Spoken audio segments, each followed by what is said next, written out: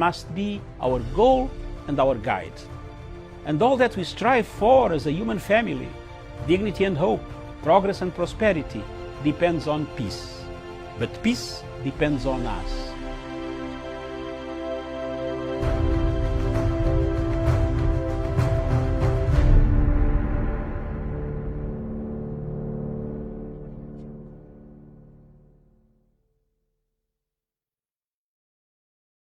Good morning, viewers. Thank you very much. Welcome to the Punchline Africa Television, broadcasting all the way from the Republic of Kenya in Nairobi, and then from the Political Command Center in London. Good afternoon, good evening, good morning, wherever you are. Those in United States, it would be morning. Those in UK also is good morning. And in Nairobi, it is also good morning. Thank you very much, viewers. This is Diaspora Dispatches, a show that looks at African issues behind, not Diaspora Dispatches, diplomatic leaks. So we go behind the happenings that are taking place in the world. We go and look at stories making headlines in Africa and compare them with other parts of the world. Thank you very much. This morning, the story for Africa in diplomatic leaks is elections, or is election part of the tragedy of Africa? Is election part of the tragedy of Africa? Everywhere, as I will explain briefly, then introduce the panel. It is very clear that it is. But before I do that, let me introduce the panel. My colleague in Nairobi is Miriam Ogutu. Good morning, Miriam. A very good morning to you, Doctor. Thank you very much. We have Professor Gerard Onyari from Nairobi. Good morning, Professor. Good morning, Dr. Masanga and my fellow panelists, together with our viewers wherever they are from every part of the world. Thank you very much. We have Gugu Kube from South Africa. Good morning in South Africa. Good morning, Doc. Good morning to the entire globe. Thank you very much. We have Saxon Vina from Harare in the capital city of Zimbabwe. Good morning. Good morning, Doctor. Good morning, panelists, and good morning, viewers.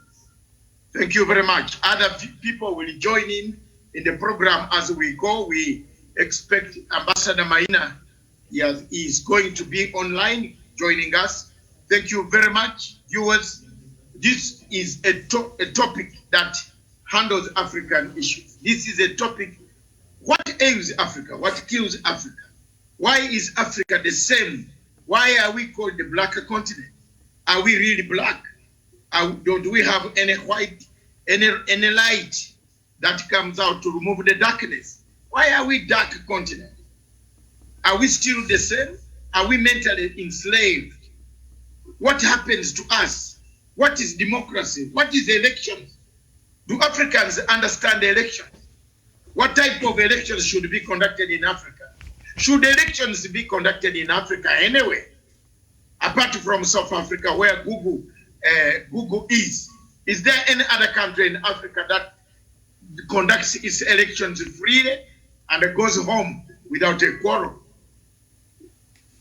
What are the obstacles? What are the challenges that bring Africa to a breaking point?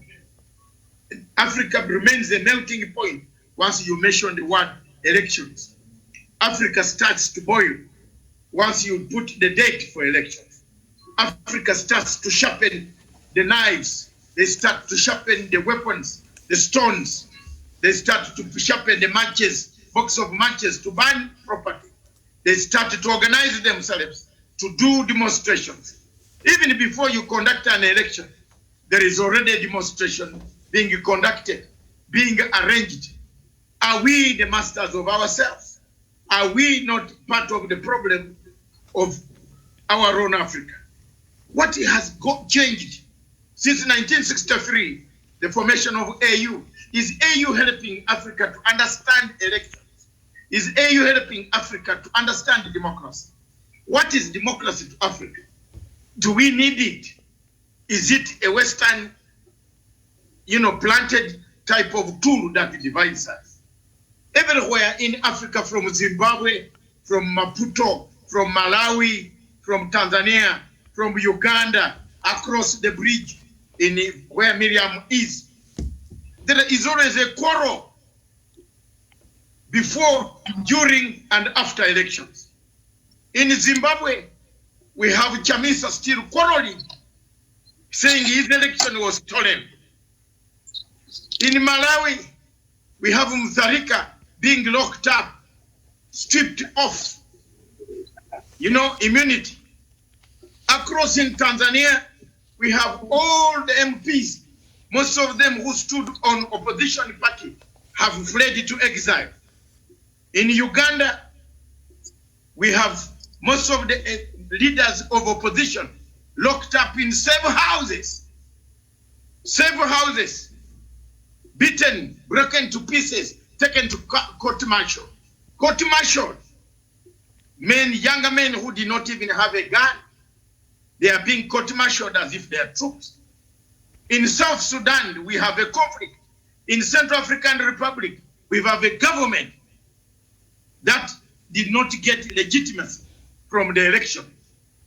In Nigeria, the biggest economy on the African continent, out of 84 million registered voters, only 28 voted. In Ghana, Mahama is going to court to challenge Nana Kufu and Nana Addo. In Gambia, we have a president extending his tenure. He wants to remove the constitution caveat in order to stand for the next time. He says the other one was not enough. Woo! In Conakry, Guinea Conakry, look at that. In Guinea Conakry, we have Conde saying, you come to the streets, I will kill you.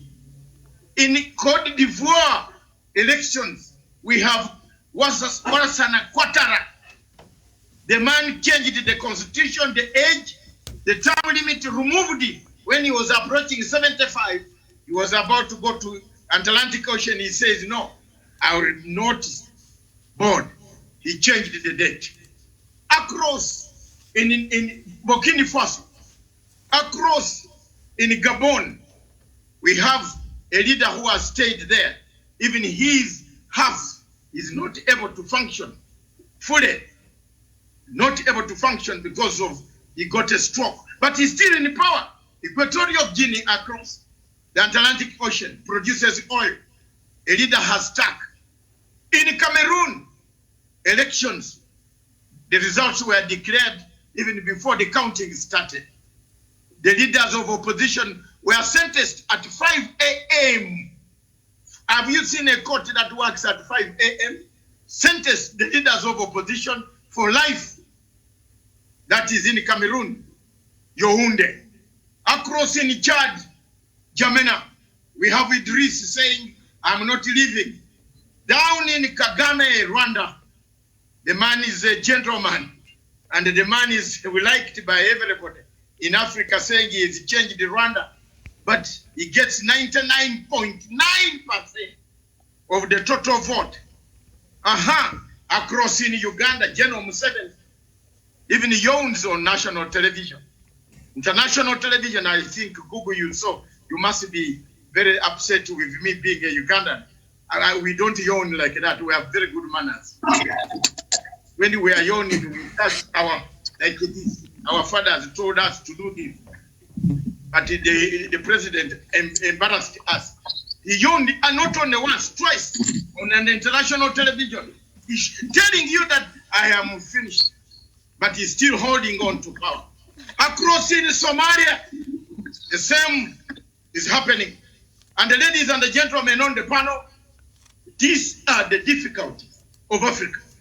I'm bringing this so that Africa can stand, so that Africa can start charting its course, so that Africa can find out what is it that ails this continent. In Kenya, election is 2 years away from now. But my dear, any visitor flying in, if it was not COVID, Google, you would fly in immediately and see how the situation in Kenya the first time on the newspapers in the morning, if you come by South African Airways or Kenya Airways, that leaves Harare at 12 midday, Johannesburg at 12 noon, midnight, arrives here very early in the morning at 5:45, that flight. The first thing you read in the newspapers, you might think election is there tomorrow. That is the life of Africa. That is the life of Africa. We have Madagascar, Seychelles, we have the same. We have leaders overthrowing each other. Mali, after an election, they could not agree. The army came in, swept the president. On his way, the former president died while he was flying to Jeddah in Saudi Arabia. In Djibouti, the same. If you try to say election, people start to have different things. So is election a main cause of our problems? If so, if the panel agrees, if election, is it the way it is conducted? Is it the way we conduct ourselves? Do we have enough civic education for this election? In this lecture to Africa and in your contribution will be limited to 2 minutes only, strictly, and actually those who have watches on your hands, mark 2 minutes. When you see a red thing appear on the screen here from either Miriam or myself, you know that that is the end of your speech. And therefore, we shall ask the next person to speak. You will have 2 minutes to make your points so that we have so many rounds. We have so many people online. And thank you very much, Mr. Moshon Matamai from Zimbabwe. Thank you very much.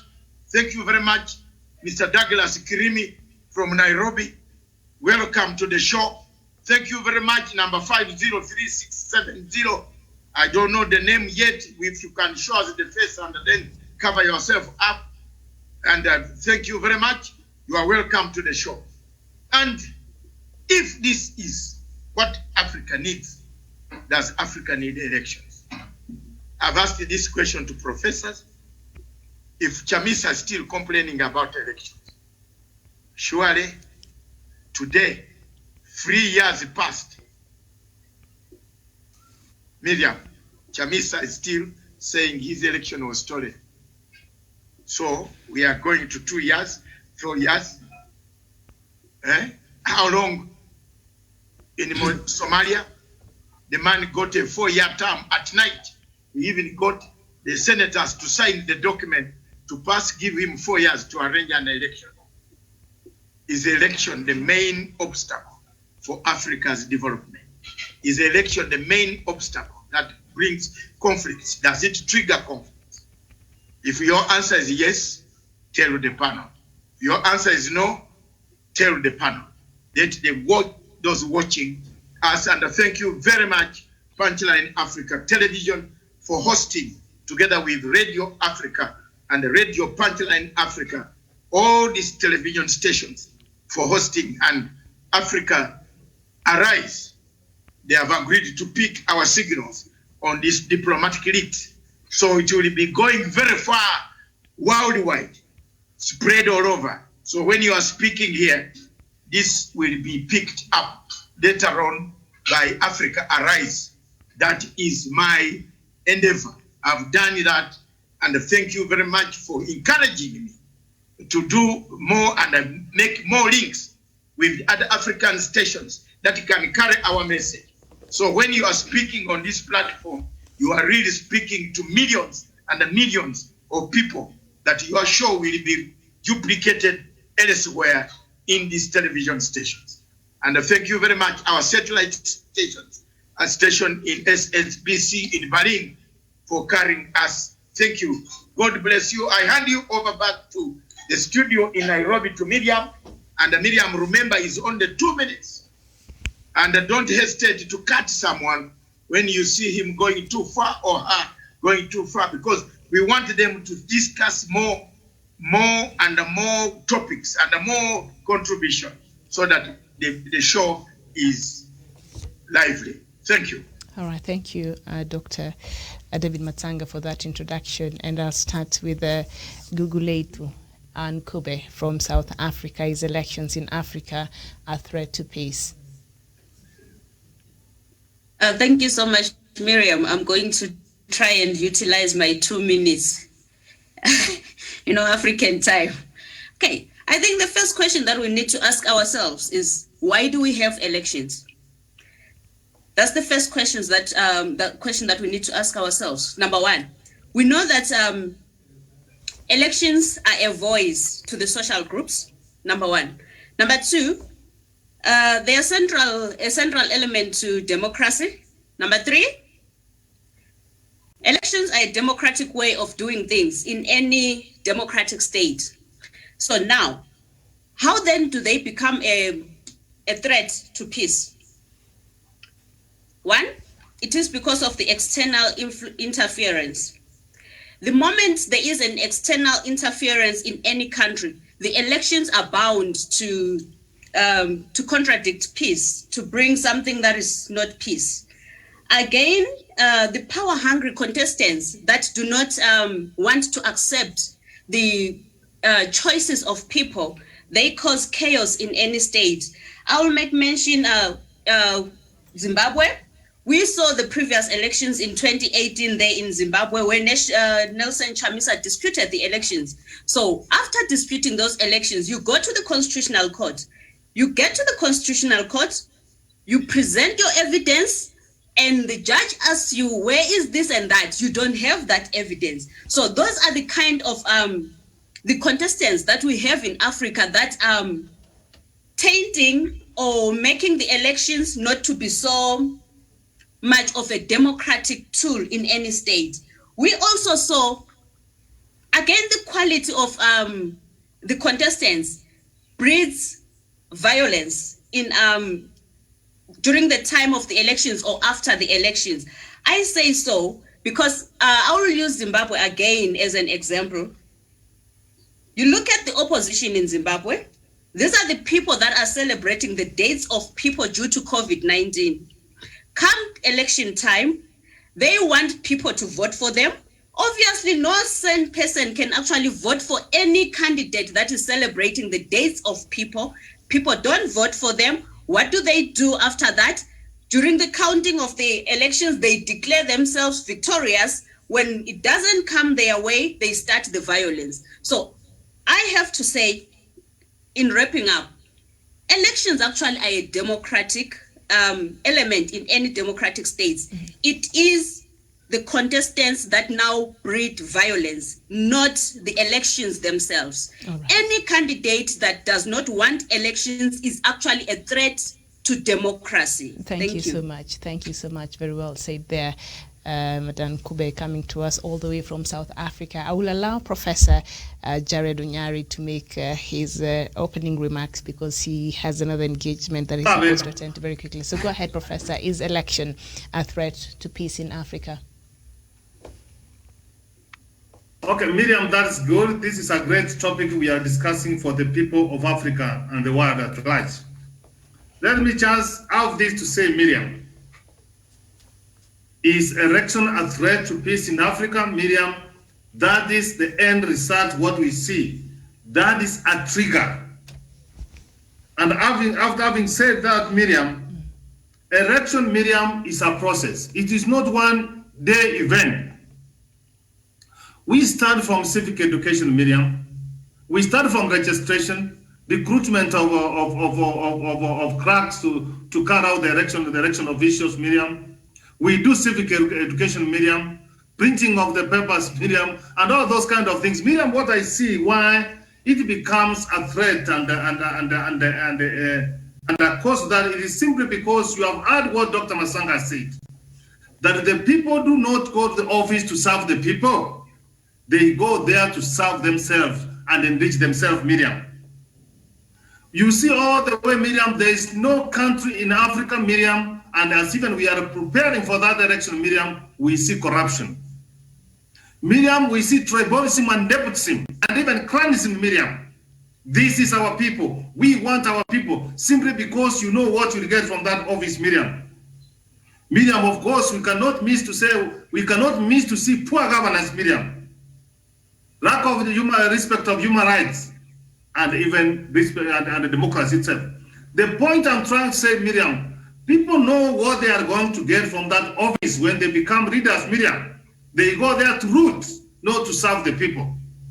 So when those people who have seen that they have been locked out of the government, and that's why Dr. Masanga is preaching the redemption strategy, Miriam, that our respective countries, our respective government, Miriam, they are enough for all of us to share positions and share resources. But they are not enough, Miriam, for great individuals, leaders, as Dr. Masanga was trying to put it out, Miriam. So, Miriam, when the winner take it all, when you rig the election, Miriam, what do you expect people to do for you? They clap for you. They say, thank you, well done. Of course, they will resist. Of course, Miriam, they will go to the streets. And remember, Miriam, our justice system in the continent of Africa, from our respective country, Miriam. When you go to the courts, justice is there for the highest bidder, Miriam. People say, Miriam, they crack a joke, Miriam. Why don't you hire a lawyer when you can pay a charge? So, Miriam, with this kind of things, Miriam, when people see that for the next 4 years or 5 years they are out of government, Miriam, of course, they will temper with peace. And that's why the elections becomes a threat to democracy. Elections become a threat to peace in Africa, Miriam. Simply because I've said corruption, nepotism, tribalism, poor governance, lack of respect of human rights, and lack of sharing resources and positions. This one, Miriam, become a recipe for chaos, and we will never enjoy peace. I submit. All right, thank you so much, Professor. Very well said there. Xavier Savare. Okay, I'll go to Saxon. The same question. The elections have been a source of bone of contention in Africa. And because I think I've said Africa, we need to have our own system of governance. We adopted a system that is foreign to us. And those who impose this system on us, they know the frailties and the challenges that it possesses. And, they use it as to be able to fan discontent and to sow seeds of disunity. We need to come up with our system of governance that is ideal for African values. Because I know elections are a source of conflict, and it stores progress. In every 4 years, people, the first year one wants to impress. The next third year, the campaigns have already started. Projects are not completed because people are thinking power retention. We need to come up with a system of governance that promotes development, not looting, not power grabbing, not fighting for resources. I think we need to come up with a new system. Do away with the election system. It's foreign to us. Come up with another system that helps us, that caters for everyone, that embraces like the redemption strategy that Doctor has been talking about. That's my opinion. All right, thank you so much. And one of our viewers here, Pascal Ochuli, saying yes, the Western system of elections is too expensive, and some of the third world countries and not many people in poor countries understand the meaning of multi-party. A country like Uganda, Rwanda, South Sudan, DRC, Central African Republic, etc. does not need elections in order to make development, but just a strong leader. In some of these countries, the problem is not the leaders, but the people are the main problem. And it's interesting, some of those countries that one of our viewers there have mentioned, they do have strong leaders who have stuck there for a very long time. Uganda, and as we know the stories behind these countries. But is election a threat to peace in Africa, Douglas? Thank you, Miriam. And also, we need to understand that as Africans, we don't need really elections in Africa for people to ascend to power after every 5 years. What we need is a country should sit down after every 20 years or 10 years and come up with a national agenda that can be adopted by parties. And also these parties can now be able to elect amongst themselves opposition and also the ruling parties, all parties, registered parties can have stakes in a government for about 10 or 20 years. This national agenda can now be spread out across the nation for a period of 20 years. After 20 years, now they review the agenda so that Africa can be able to develop, because we spend so much in election runoffs and who has won, who has not won. Then after that, we have chamisas of this world who are disputing elections. And also want to remind Chamisa that the president of Zimbabwe has brought vaccine. He is actually one of the first presidents in Africa to bring vaccines to their people. So Chamisa, as you continue opposing your president, remember you should be ashamed of yourself, man. Again, and back to my point, Miriam, at the end of the day, we should have this national agenda that we can be able to work on, national infrastructure projects that are national agenda, so that we can continue building. Like in Kenya, we have the Big Four agenda. Now the next president should build on the Big Four agenda and make sure that it works for the people of Kenya, regardless of whoever comes to power. In Africa, if we can have this, then parties can be able to elect president, deputy president to come from a different party, ministers to come from different parties. We can be able to achieve this in Africa without spending too much money and too much energies. And after that, the opposition will keep protesting for the next 5 years and all that, wasting a lot of time in these elections. Elections are, according to my opinion, the greatest threat to peace and stability of Africa. Mm-hmm. All right, thank you so much. Motion Mtambai, is elections the greatest threat to peace in Africa, as Jevon, as Douglas there has put it, and if so, how so? Motion Mtambai. All right. Mr. Motion Mtambai. Thank you very much. Thank you very much. Good morning, everybody. You brought an interesting topic this morning. Do we really need elections? I think not only elections. Elections are a tenet of democracy. And we don't need democracy in this context of a westernized system of democracy. So we don't need westernized elections. We need an African election agenda, and rather a national agenda for each African state. What am I saying? What I'm saying is every nation has a political culture, an original political culture, not this that we try to adopt from the West. But if you ask, I see Gugu Ngube here, if you ask from South Africa, the Nguni people, the Zulu people had a political culture that is inherent. If you go to Namibia, the Nama Herero people had a political culture inherent to them. If you come to Zimbabwe, the Ndebele and the Shona people had a political culture inherent to their country. And African countries need to revisit those cultures and modernize them in the context of the 21st century, and ensure that we have a system of governance that is Africanized, that is typical of our history, that respects the founding values of the African state. So, if we have good African governance, what are we talking about? We are going to do away with issues like a 5-year term.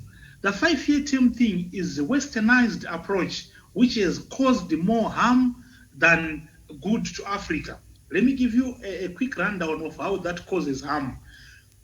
5 years of election starts with 2 years of campaigning. So someone was saying Kenya is 2 years before the election, and already if you can see the momentum, the mood in the country, people are already focusing more energy on winning the election more than anything else that can save the people. So immediately after winning the election, we have plus or minus 3 months of one being inaugurated, which is a third of a year of your 5 years. During that period, 1 year is to then be working on certain things. Meanwhile, governance is not progressing. Someone is focusing on who is going to come for my inauguration and is everything okay? Who is going to be in my cabinet and who is going to be doing this? That's nothing that can help a nation to grow. You get into that, you only have to work maybe for a year or two and get again into another election mood. Because if you don't prepare to win again, you will lose in the next election. So you only have 2 years to work for anything progressive for your nation. So I find the issue, particularly with the elections that comes with the 5-year program, being a scam to Africa, which is always stalling our progress. What can you do within 5 years? That's my first submission. Thank you. All right, very well. Thank you so much. I don't know if Zavare is back. I don't know if you can hear me. Zavare, good morning. All right, I think we're having a problem with his reception there. There's another gentleman who is not speaking, whether lady or he hasn't shown, we don't know who he is, on number 503670. Are you able to make a contribution, or you are? This is Chabata.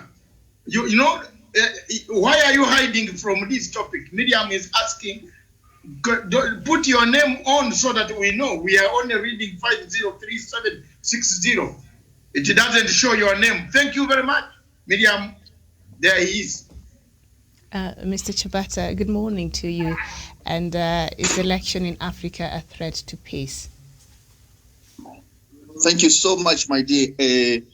Sorry, I didn't realize my phone was not showing my details. Let me fix it. But what I can say is, you know, I'm always one of those people that feel like elections are a good idea. The problems with elections, let me just go back and say, the problem with the elections is not African. I think it's selfishness and childishness that we find in some of our comrades. And also foreign interference is one of the problems that we encounter in elections. I used to think surely it was an African problem. It was a problem that we Africans couldn't handle or were not able to manage elections. But I think all of you now will agree with me that it's not an African problem. We had problems recently and refuted elections and rigged elections. So we had that elections were rigged. And right now there are courts still going on in America, people in America, not in Africa. So I think the problem with elections is not an African problem. It's because of people with egos, people who are childish and selfish, people who cannot accept the idea that an election is a contestation.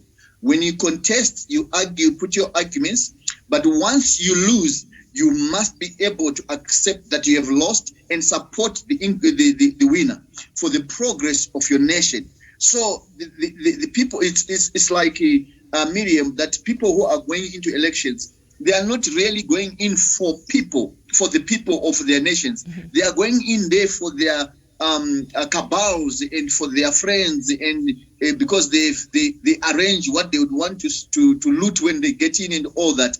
And when they lose, they apply all sorts of things. It's just like this boy in America, Moss. He talks about sanctions in Zimbabwe, and I'm looking at him, I'm saying, dude, you are not an American. You are not even a government official. 1, 2.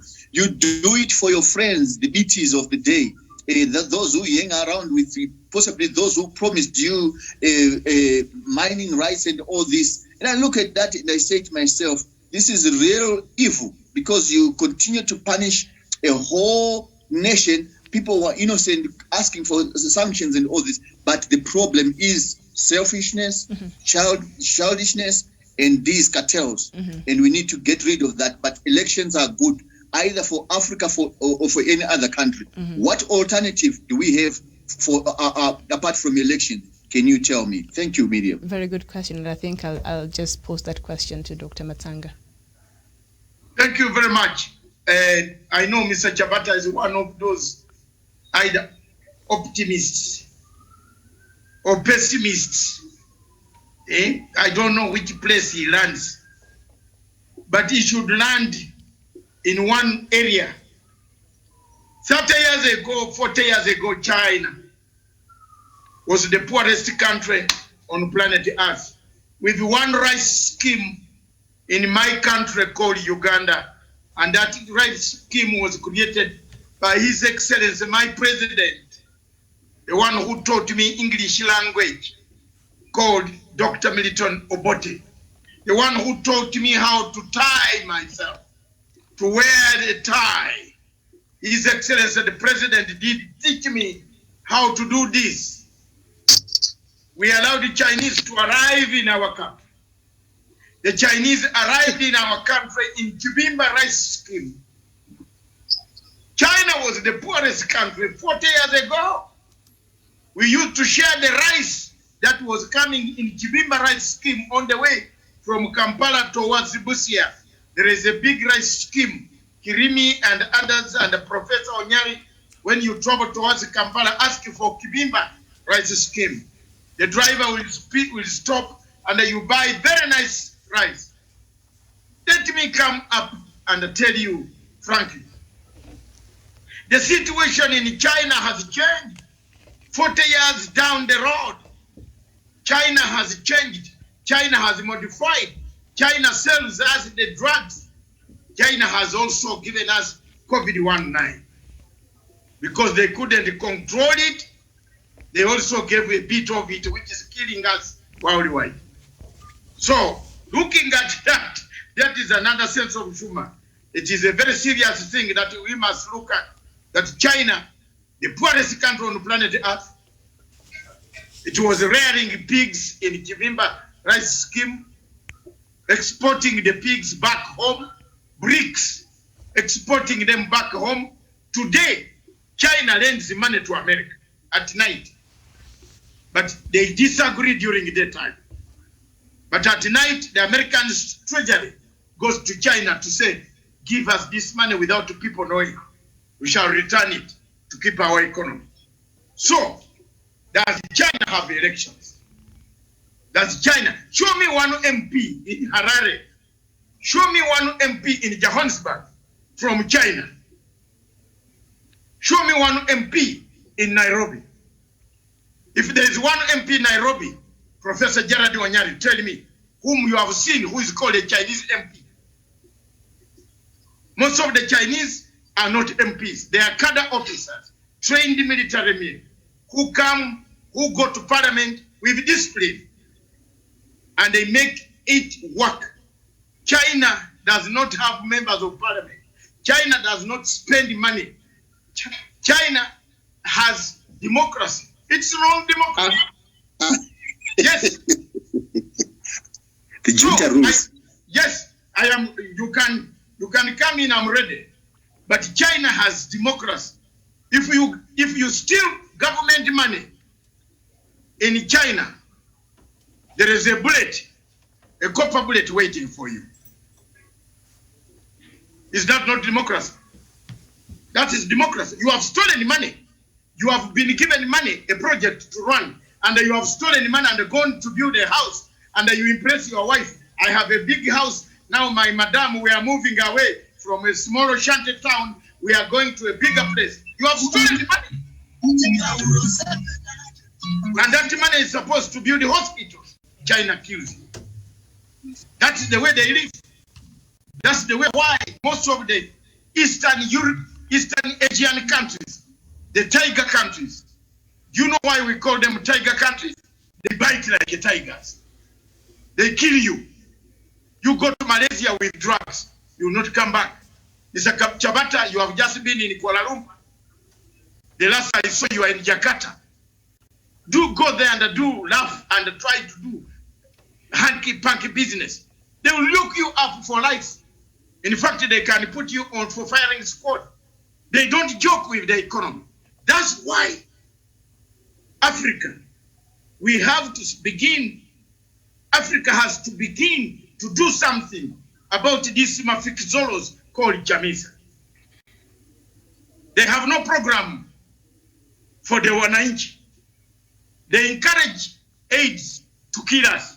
In South Africa, Mbeki and Zuma were encouraging AIDS to kill people. Am I wrong? No, but is that what we want? No, am I wrong? If I'm wrong, I switch off myself and I keep quiet in my bedroom. Am I wrong? I will switch off myself and I go and sleep. Zuma said there is no aid. Zuma said there was no aid. Mr. Mbeki said AIDS in South Africa is a myth. Today, South Africa is reeling because COVID-19, if it finds underlying disease, and the Chabata mark this, if COVID-19 finds underlying disease in your body, I don't know how you call it in Shona, Walai Yamu, you don't come back. Speak the truth, South Africans. If COVID, why COVID is killing many people in South Africa? It's because they have underlying diseases of HIV. Let's speak the truth. Don't hide. Because their leaders were more possessed with elections, and their leaders were telling people, don't worry, vote us. There is nothing like AIDS. Zuma went to testify in court, and Zuma said he had a sexual interaction with a lady, but after that he went for a shower. You heard that, didn't you hear, you Africans? The biggest problem with you Africans is that when the truth sinks, you call it, that man talks too much. Rubbish, no way. We have to begin talking now. Otherwise, the future generation won't learn. We have to begin talking now. Otherwise, we shall have so many of these chamisas. We shall have chamisas still talking about an election 3 years past. We shall have Tendai Biti telling people that people are not dying in Zimbabwe, don't give them money. Yet it was Tendai Biti who called for the same sanctions to kill us because of elections. Isn't it Tendai Biti went to call for sanctions because they lost an election in 2002? I was one of the observers of that election in Harare. So don't tell me I was not there. I was there with my eyes and my body. I saw what took place. It's the elections. Immediately they held a press conference in the Sheraton Hotel and they said we are going to mobilize international community to make sure that they block Mugabe and I blacklist Mugabe and the Zimbabwe will go down. Today Tendai Biti should not be walking on the streets of Harare. If it had been in Uganda, we have a medicine. And all of you know what medicine we have. There's the River Nile. Unfortunately, in Zimbabwe, you have Zambes, but Mnangagwa doesn't utilize it. I'm sorry. I'm today speaking with serious anger. Because in Africa, we make mistakes. And Miriam give me another extra 2 minutes so that I can deliver this sermon to the Chabatas of this world, who don't want to say whether they like it or not. I am Matanga. I don't think we are graduated to a level to have an election. Because there is no leader in Africa. If you ask President Museveni, since he came to power 35 years ago, has he ever written a loser's note? You see, the whole audience and the whole panel is quiet. Museveni has never written a letter of a loser. He doesn't go with 2 letters. If I lose, I'll read this speech. If I win, I'll read this. No, because with one speech, the winner. If you ask Morgan Changara if he was alive, Morgan Changara never had 2 speeches. He had only 1 speech. I have one, I've been robbed. If you ask Chamisa, He did not have a speech. The only country where speeches, people write 2 speeches, is where Gugu Kube is, South Africa. The EFF loses, it concedes. They go to Cape Town, they fight in the parliament. That's good democracy. Our country, Uganda, the president steals the vote, eats it, injects it in the stomach, vomits it, then sends a cracker unit. The cracker unit of very tough, battle-hardened boys to come and dismantle anybody. Anybody on the way. And it is not a lie, I'm telling you. Anybody in East Africa who has watched President Museveni recently will run and close his door and run, switch off the TV. He said he brought a cracker unit in the central city of Kampala to crack on who? You are cracking your own civilians. Do we need an election?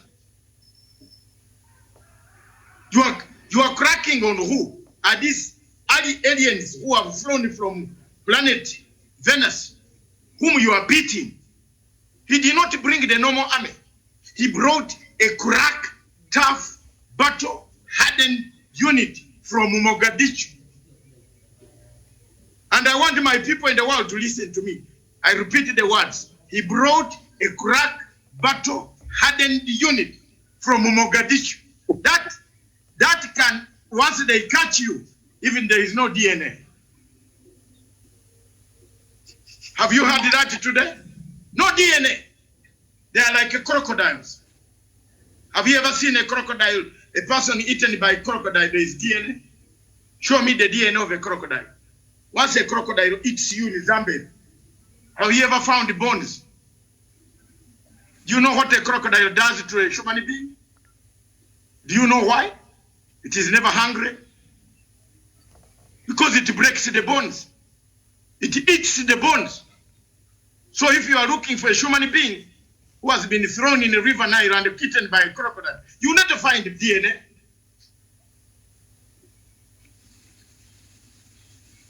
So if you bring a crack unit from Democratic Republic of Congo that chases terrorists, ISIS, to come because of an election, to come and kill Gugu Kube, because of an election, to come and kill Labumo Chikova, to come and kill Douglas Kirimi, to come and kill Gerard Onyari, Saxon Vina, Moshoni Matamai. Do we need elections in Africa? Are we educated enough? Another point, election is in Africa. Do we have a good umpire, a referee? Do we have good referees? Nowadays in football, I support Liverpool Football Club. And I have no worries. You can go home. I don't walk alone. There's always an angel ahead of me. And thank you very much. Amen. Amen. Amen. Thank you, Angel Gabriel. You can speak about me, talk about me. He walks ahead of me. And I can tell you, he's in me. Look at me. I support Liverpool. But one of the things that we have, when we lose, we don't fight people.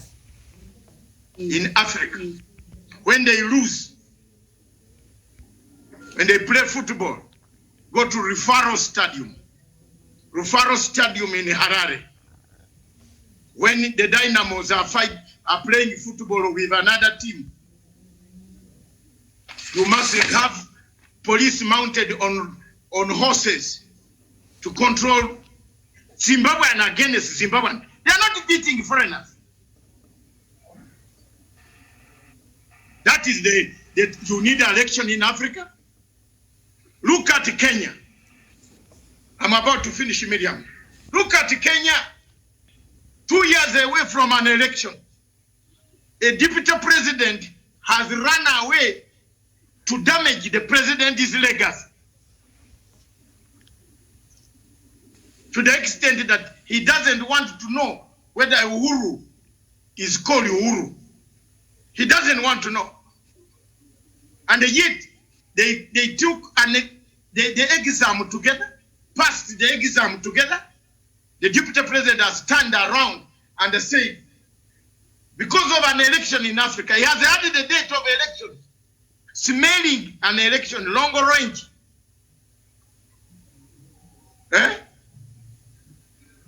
In Zimbabwe, people are already suggesting 2023. They have already even got their candidate. Are you God? Are you God? Let me ask you, are you God? Are you God? People are predicted, oh, I want you in 2023. Are you going to be there? You might not be there. Be careful. You might not be there. You say, God willing, I will stand. But don't say, I am a candidate in 2022. Do you know whether you will be there? Or I'm a candidate in 2023. Do you know whether you will be there? You start dismembering a state of Zimbabwe. In Angola, across my in-laws. That's why I don't visit there. My daughter is married there. But I'm sorry. You know what? Not in a simple family, but I don't go there. Because I've told my in-law, I'm sorry. The type of treatment you treat people, I'm not coming. Because I might be in the hotel and I see this and I criticize you and you are in my law. What will you do? You will throw me in a plane to go away. So let's keep our friendship very far from our children. Honestly, you think I cannot go there? But I don't, because I have principles. I cannot support you in Africa. A leader stays in power for 35 years. The child who was born on the day you took power comes to vote for you twice. 18 years and again at 35. You see, this child votes for you and is 35 years. Cross over to Cameroon. Paul Biya is 41 years old in power. The wife doesn't have hair of women, African hair, like a Gugu's hair. The wife buys hair for $2 million. My life, I never like women who buy that type of hair in my life. And I will never sleep near one of them. Neither will I engage one of them. If I find you with that type of hair, like a Mrs. Paul Biya. Mrs. Paul Biya is a disgrace to Africa. She's another person of Manila. The woman, the Marcos's wife, with hair. When children in Cameroon are dying of hunger, the woman has bought hair of $2 million. And she wears it on national occasion, standing with the husband to wave at the poor Cameroonians. Die. Continue dying. You need elections in Africa. Africa, we are very far. You have institutions like the electoral commissions that connive with Buhari to close an election day in the morning. At 5 p.m., you nullify the elections date at 4 p.m. 5 a.m., the ballot papers are supposed to be delivered, open the boxes. In Nigeria, the election was nullified at 4 a.m. An announcement was made 1 hour before the polling station started. You need an election. In a nutshell, Miriam, Africa does not need elections. Africa needs brain savior. We need to you know what? You need to save your brains. You need to start to renovate, revamp our morals. We need, lastly, you borrow money. Uganda spent over 2 trillion shillings, two on a COVID-related election. Yet Uganda now cannot afford to buy the first bunch of medicine. I am happy that Zimbabwe has landed its medicine. And I want to thank President Emerson Mnangagwa for landing your first bunch of medicine. Baba Tatenda, thank you very much for working hard. Motion, send my message there. Thank you for working hard to deliver the medicine. At least people will be injected. I don't want to miss one point. I want to tell President Pombe Magufuli, what an African are you? You said there was no COVID. Hello, Engineer Pombe Magufuli, what happened to you? Too many books went in your head. You said there was no COVID in Tanzania. I was shocked. 2 days ago, 3 days ago, the president said journalists should highlight about the dangers of COVID-19. Is this the Africa we want? It means COVID-19 was used as an election trick for Magufuli to win an election. He did not mind about elections at that time. And I get the point. I think, Miriam, we have been getting lost over this Magufuli issue. We did not know that Magufuli wanted to tell the world that there is no COVID in Tanzania in order to finish and rig this election. Because all the MPs, Gugu, Abigail, Davumo, Saxon, Professor, Kirimi, my dear brother, and Chabata, all Tanzanian opposition leaders are in exile. They have run away. This is a country where all of us went for freedom. If Nyerere woke up in the morning and found what Magufuli is doing, I don't think Nyerere would want to see him even for a minute. But that is the Africa we have. Therefore, I will not come back again.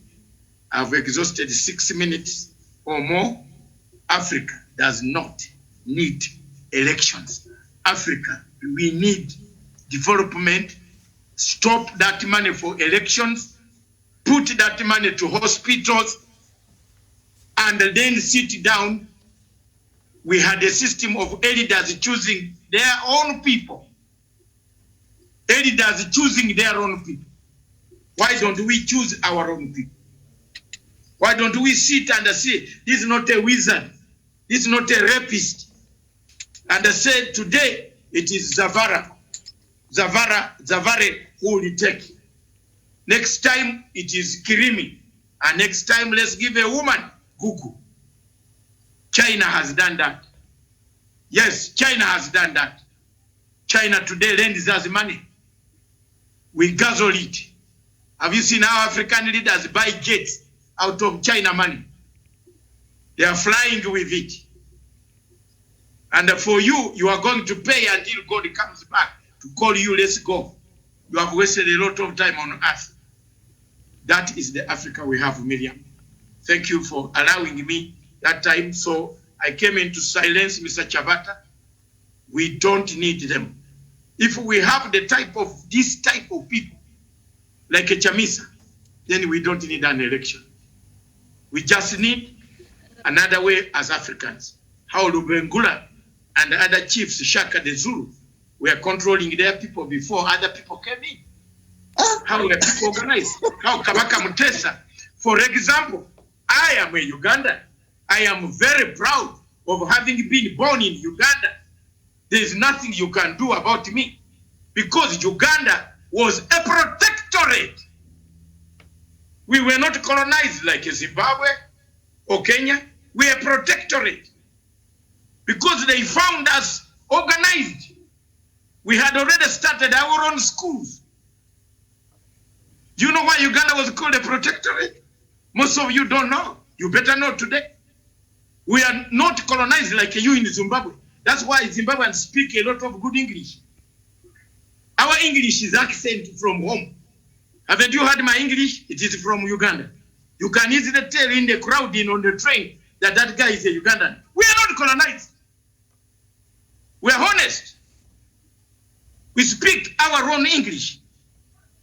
The Nigerians try to speak like Americans because they were enslaved. They were carried as slaves across. We are not carried as slaves. We had our kingdom, protected us.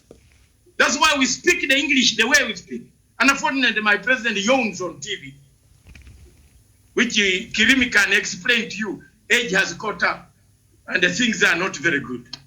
So, we are here as Africans. Let's tell the truth. Looking at Kenya and the rest of this world, I submit to the panel that I will sit and wait and watch. In the remaining minutes behind, as Miriam goes through with you, I've submitted. Africa should think of another way. It doesn't need elections. It needs development and food. Food, good roads, it doesn't need elections. If there is election, let it take 10 years. Once in a 10 year, we can elect a leader who can guide us. Don't take this 5 years. 5 years is a recipe for disaster. 5 years is a recipe for stealing. Yes, 5 years is a disaster for stealing. Someone goes to the central bank and calls the central bank at night. There was a man in Zimbabwe called Gono. I don't know whether he's still alive. Gono used to go at the central bank at night to deplete it in money at night. You are the house, that long building of Zimbabwe. There is a governor's house up there with beer, everything, whiskey. He carries the whole money because he's fearing 5 years. Does Africa need that type of people? Who steal because 5 years is coming? You Africans think Britain can have 4 years. In fact, election in Britain should be every year. You know why?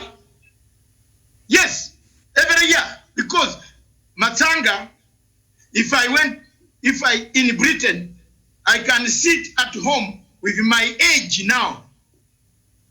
At my age, over 60, I will get a check of 645 pounds per week.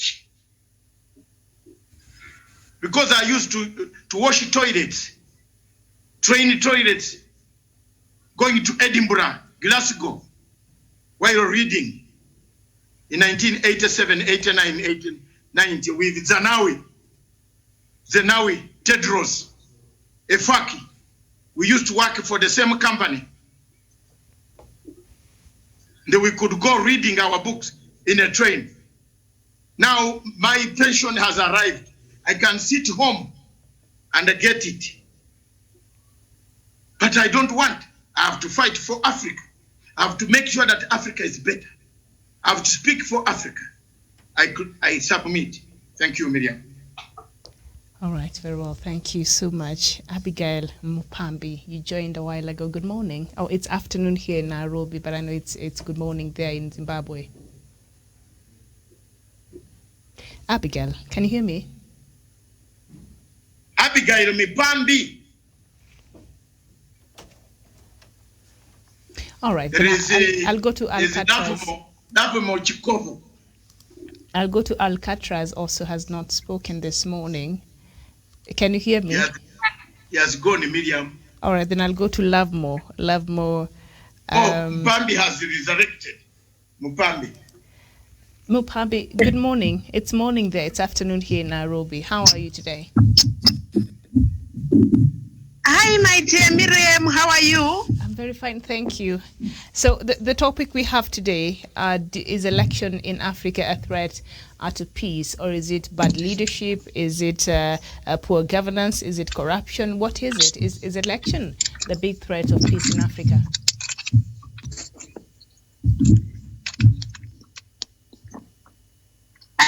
basically, I think coming to the issue of election, I probably want to put it this way. Election came about the subject of democracy, which currently looks like a myth in Africa. Why? Because democracy from inception, it is and it has been a U.S. foreign policy, which we adopted as our political theory, upon which now we are staging our governance on. So basically, my contestation is on the very system of democracy, on sustaining the satisfaction around the system of democracy, particularly as an import. So you realize that the system of election, the system of the so-called democracy is always dividing the people. Every 4 years, every 5 years, we are chasing on each other at the expense of development. So it has created a lot of division, a lot of enmity, and this is what we are now chasing. So I think the issue we're supposed to go back to the drawing board and say, are we really for this political theory around democracy, which is an import, which speaks about every 4 years chasing on each other in the name of the so-called import of democracy? So I really feel that we need to go back and say, is this the shared national or African democracy that we want? Is this the shared vision that we want?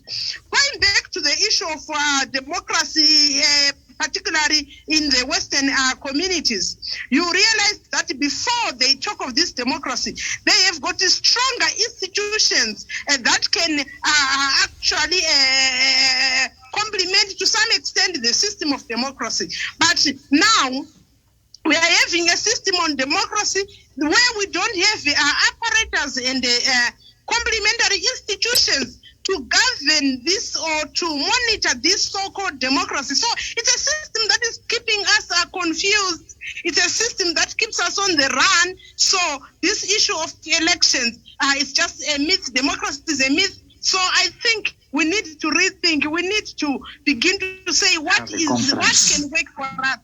Yeah. All right, very well. Abigail Mupambi, thank you so much. Ambassador Maina. Ambassador Maina. Okay, he's preparing. Hey, how are you today? Yes. Good morning this morning. It's afternoon here, but good morning where you are, and you just joined. But before you come in, we had somebody here who came in a bit earlier. Is it Love Mochilova?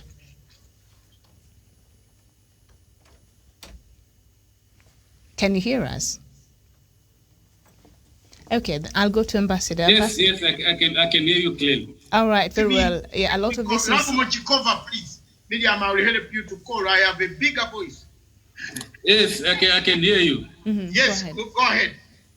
Okay. Yeah, the issue of elections in Africa, I think there's need for a rethink to say, is this the type of democracy that fits us as the Africans? Well, we might need elections, but do we need them in the form that we are holding them at the moment? I've had some experience in the Chinese democracy, and what I've discovered that the Chinese have actually came up with their own type of democracy. Well, there are some who will say because the Chinese don't hold those open elections, so they don't have a democracy. But that is the system that has brought China where it is, and it's an internal groomed system. You see, in Africa, I think our one of our major is laid down is emphasis on the political parties. You see the example of China I'm giving. In China, China has almost 1.4 billion people, but the Chinese Communist Party is almost 90 million members, 89 million members. out of 1.4 billion. All these other people, they are not members of the Chinese Communist Party, but their democracy is working, and everyone is working towards one goal. So what I think is what we need to do in Africa is to rethink our political system and also rethink our development models. Because as long as our development goes on the right track, people will not care much about politics. And I'm basing this especially on the Chinese model. Thank you very much. All right, very well said there. Thank you so much. There is something that Anne Kube brought up earlier there, and that is external interference that sometimes ends up messing up our democracies over here and our elections essentially there. I don't know if this is a key thing that perhaps contributes to election being a threat to the peace in this continent, Ambassador Mainagana.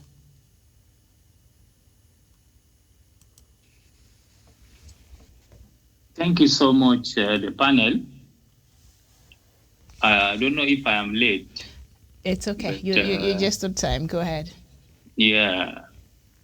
Thank you, Doctor. We was talking again about the same democracy who was hindering the success of African, right? If I may understand. Mm-hmm. Now, my view, I don't know if everyone will agree with me, but the only things I know that all failure in life can be traced back, that there is a dishonor on it. Either we dishonor the principle of this success, either we dishonor men or we dishonor God. There are three ways that we need to understand what is the cause. As I was saying last time, I was explaining that I don't know if there is a Okay, we seem to be having a problem with the reception there, Ambassador. Can you hear me? All right, as we wait for Ambassador to fix that, I'll go to Gugu and Kobe, who started for us. Ambassador there has brought up something there to do with dishonoring the process, and then after we dishonor the process, we decide this thing is not working for us.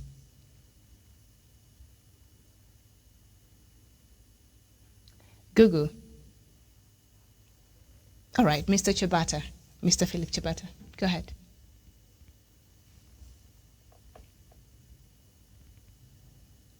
Motion? All right, Douglas from Kenya.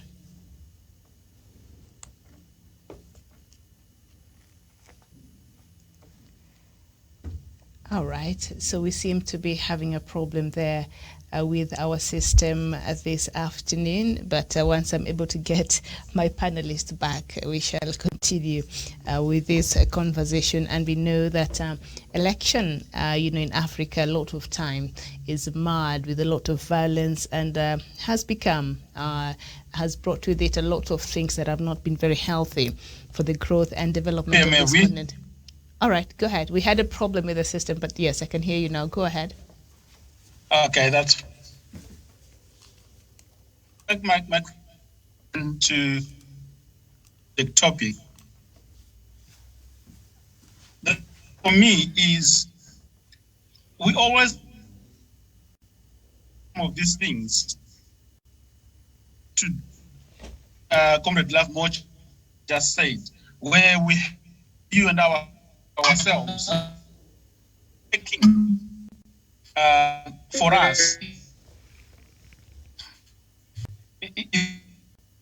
Okay, we're having a problem with your signal there. I don't know if you can find a better position where we can receive you. I don't know if it's on our side or there, but I'm sure production is working on it. And if you can just find a good position where we can receive you well, that will be nice. Douglas. Struggling receiving. All right, Doctor, just take over from your side because you're able to see who's there. Miriam, I think it's on. Very much, viewers. Yes, I am. Okay, thank you very much. Is the studio getting you? Miriam, do you get that? Yes, but the reception is not very good. So I'm assuming maybe it's with ours here, maybe the internet or something. But You can go ahead and Thank just... you very much. Zava, 2 minutes. More time the imperialists are entering your system because you work in a very sensitive place. Thank you very much.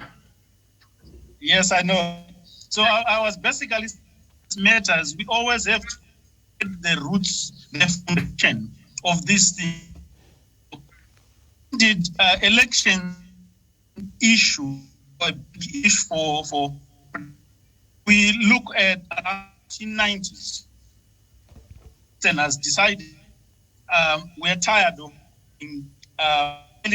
schools, we tired funding detectors, or what they call in Africa, the likes of Mobutu Sese Seko and stuff.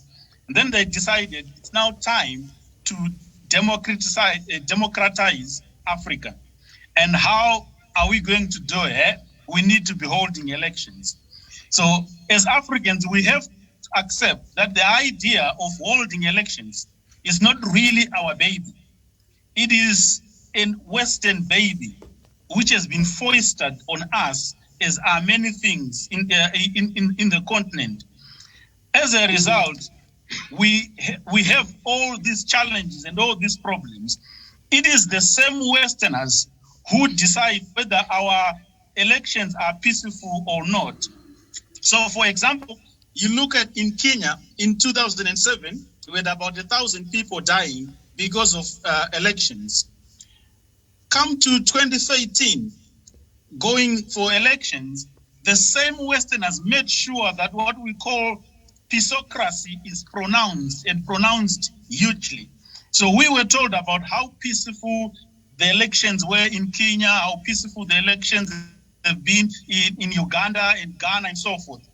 It is the same people who are saying, elections can be peaceful. The reality is they will never be peaceful because we have a lot of internal interests as Africans in our different countries, but there are also interests from former colonizers in the West. They still want to decide who governs Zimbabwe, who governs Ghana, who governs Rwanda, who governs Mozambique. As a result, we have all these people funded from various sectors to dispute elections. A good example, which we will come back again to time and again, is Chamisa. What exactly is his basis for refusing the 2018 election results in Zimbabwe? He made a lot of noise about having evidence, and this went to court and still refused what the court said. Now, the same Western countries bring into question our systems. If you look at where we are right now, we are having a lot of our institutions being regarded as not good enough for democracy or good enough for elections, particularly the judicial system institutions across the continent. It's the same Western countries that are basically saying, we can't decide for ourselves that we have had a good election and the result is acceptable and we move on like they do in their own countries. So it is about control of the continent that we are fighting for. And if we are to retain control as Africans, we have to go back to what Comrade Lovemore said earlier on. Mm-hmm. Right. What is the root of this? Mm-hmm. When did this start? And is it working for us? We should be brave enough to say, this is not working for us. We can have our own system, our own democracy, our own way of choosing who leads us. And we move from there. Mm-hmm. In any case, we have to ask ourselves as Africans, are elections that important? Do they bring any meaningful development or change to our human development or economic development as countries? My argument has always been, if you look at the Global Forum, it argues that for the last 30, 35 years, countries that have developed more are countries that are regarded as autocratic countries. So countries in the Asia region, the likes of United Arab Emirates, the like of Qatar, those countries have seen economic growth, human development, and better way of life, society, social as well as economic. But those countries are not democracies. they don't hold elections. They basically look at what is in the best interest of us as human beings, as citizens of this country. We want good water sanitation. We want clean water. We want good health system. We want good education system. Those things are not brought by elections. Those things are brought by a purposeful policy of development. In any system, just like Lovemore said, if you look at China, China has developed massively over the last 40 years. No country has experienced as big an economic growth as China has. And yet it has got its own system of governance. And that system has brought in better life for its own citizens, for its own people. Never mind what Western media propaganda wants to tell us about China. But the fact is, everyone, including the Western countries, are borrowing from China to this day for their economies to prosper. So I would contest and argue that we don't need elections in Africa. We need to review if elections are our baby. If they are not, why are we keeping something that is not our baby? Let's go back to systems that bring us economic growth, that give us good health systems, that give us good education systems, that basically make everyone have a decent living. That's what I would argue. Thank you. Thank you so much, Philip Jabata. I don't know if you're there, because I'd like for you to respond to what Zavada there has said. Election, the idea of holding election is not our baby. Instead, we should go back at the systems that we had before. Is it too late to go back to and adopt another system, or what we do with these elections and the Western democracy that we have adopted in the continent? Miriam, go ahead, come in. Oh, all right. I thought you'd left, but that's okay. Go ahead, Professor. Go ahead. Yeah, There's Google also. Miriam, the discussion is very interesting. Miriam, one day, the rats wanted to have a meeting and discuss on how to deal with the cat because it kills them. In their meeting, they agree that they have to look for the bear so that they put on the neck of the cat. When it comes, then they can just duck off. But apparently they did not nominate one to go and bear the cat. I'm hearing my fellow panelists saying that we adopt another system. They are not naming that system. They are talking about China. They are talking about Miriam. Yes, you can have human development. You can have all the development. Is it? Do they practice respect for democracy and human rights?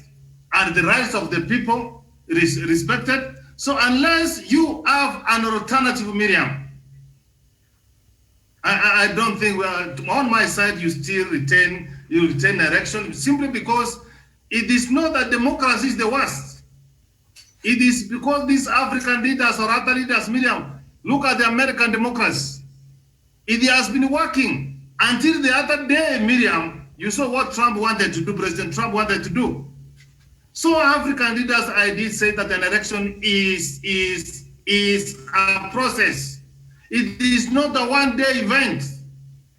People think that once they have taken leadership of a country, they go to enrich themselves, they go to serve their people. That's why we are getting annoyed and even almost giving up that there is no need for election. Miriam, we can't go for monarchy. We have got several tribes in Africa, Miriam. Which approach are we going to use? Like if we talk about Uganda, we have got the Baganda, we have got the Toro, we have got the Basoga. Miriam, look at it. Which system are we going to apply so that we use that monarch and power with election? So what we need to do, Miriam, if people can prepare two speeches, the way Dr. Masanga puts it, for the one of succeeding, the one for losing. So what happens here, Miriam, is that people don't want to accept. They don't want to pray for the rules, but the rules of an election, Miriam. They don't give people civic education. They print extra papers. They read election, Miriam. So that's why we are getting. And China, yes, they are doing a lot of development, Miriam. Those ones who have been in power, do they tell how they come from there, how they stay there? So to me, I think that we can improve elections in Africa. we play by the rules, we practice democracy, we practice good governance. That is what we expect of good leaders. Miriam, look like what happened in Tanzania. You say there's no corona. You only want to be in power, not at the interest of the people. He has now admitted now they are in trouble, Miriam. So the African leaders, Miriam, even if what we are trying to discuss, Miriam, where are we going to table these good ideas we are talking about? So to me, what I say that we need to improve our rules and play by the rules of election, and Miriam, we shall succeed. Mm-hmm. It's interesting you brought up China, and I think we've seen China being thrown around in this conversation. But in China, they do have because of money. Their economy is improving, but it does not mean that all is well. See what they did to Hong Kong. Yes, on the flip side of that conversation, but they do have good leadership. I know they do have good governance. Go ahead, Nkube. It is autocratic, Miriam. Professor, let Nkube say something. Go ahead. Okay, first of all, I hear everybody's talking of elections not being good, elections being good. I think where we are missing a point is there's a difference between elections and institutions and the contestants. There is nothing wrong with the elections. Mm-hmm. The elections themselves as a process, there is nothing wrong with the elections. There is everything wrong with the kind or the type of the people of the candidates that we field in the elections as political parties. That is where the problem, our problem as Africa is. We cannot have a situation whereby we go to the elections knowing very well that so and so has already declared well before the elections that they are not going to accept any other result besides a win. That person's mentality is what is a threat to peace, not the elections. Because when you're going an election, you're going into a competition. In a competition, it's either you win or you lose. So my submission is that elections, nothing, absolutely nothing. There is everything wrong with the types and the mentality of the candidates that go into those elections. Mm-hmm. If Africans are going to say, let's do away with the elections, I want to go back to what Doc said. Doc said, we need to take that money that we use for elections and invest it in development. Mm-hmm. I agree with that, yes. But we need to also be very careful and be mindful of how are we going to uphold the voices of the masses? Because an election is meant to give the voice, is meant for that voice of the granny in the rural areas to be heard. That is what an election's purpose is. Number 3, also Doc said elections should at least come maybe in 10 years. I agree with Doc 100% there. Because the 5 years, look at this situation in Zimbabwe. Mm-hmm. For example, Zimbabweans are very quick to say, the president is not doing his job. The president is not doing this. The president is not doing this. But the president has only been on that seat only for 3 years. Only 3 years. Now, the president came in after the destruction that took place for over 30, 40 years. Now you only want the president to change the destruction that took place over 20 years, 30 years, to only change that in 5 years. Mm-hmm. To me, that is a bit unfair. So on that point, I have to concur with Doc to say elections at least should be done every 10 years. At least we would have given the candidate enough space of time to gather themselves, pick themselves, and deliver whatever their policies are. But on the elections, I want to say there is no alternative for elections, Africans. Unfortunately, that is my submission. There is no alternative for elections. Elections are a right. I need to know that I'm led by ED. I voted for ED. He is my choice. I need to know that. I don't want a group of people imposing their own candidate on me. Because now what is going to happen is we're going to sit here as Punchline Africa and agree that, look, Gugu is a good candidate. Let's have Gugu as our president. Only to find out that Gugu is not what you thought Gugu is. And how do you then change Gugu there if there are no elections? We need the elections. I need to know that if this person does not deliver on 1, 2, 3, 4, I'm waiting for 5 or 10 years, I'm going to remove that person. So I maintain the 10-year one. That's a good one, Doc. But I'm of the view that elections must go on.